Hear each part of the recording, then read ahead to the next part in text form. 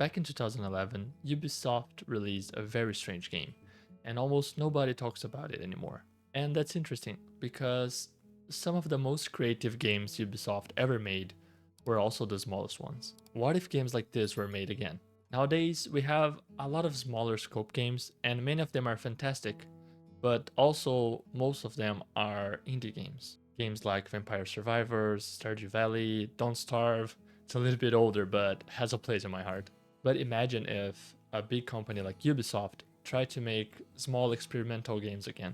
I feel like people would hate it, because nowadays they expect something huge and with the best quality ever coming from a big company like that.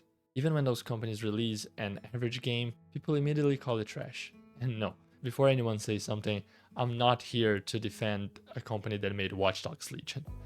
But this video isn't about Ubisoft as a whole.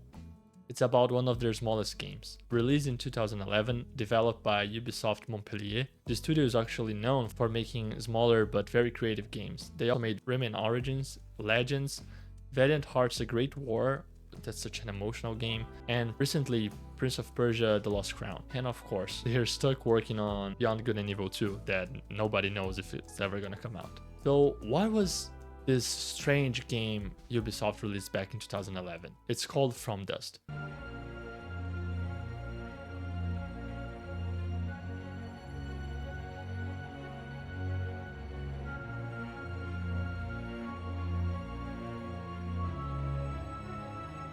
And this game actually reviewed pretty well. Metacritic gave it 80 and IGN gave it 8.5. And what is From Dust? It's basically an environment simulation puzzle game. You play as a godlike entity, guiding a tribe and protecting them from natural disasters. Your job is to help them build their villages, shape the environment around them to survive what's coming. You move sand, water, lava to change the world around them. Sometimes you have to redirect rivers. Other times you have to stop floods, tsunamis, or lava flows. The game itself isn't extremely difficult, but it creates some really fun challenges. And the physics system is actually amazing. The water and lava behave exactly the way you would expect them to. It's simple, but it's very satisfying. You also unlock some special powers as you progress, for example evaporating water or turning the water into jelly so it stops flowing temporarily. These abilities help you save your village during disasters.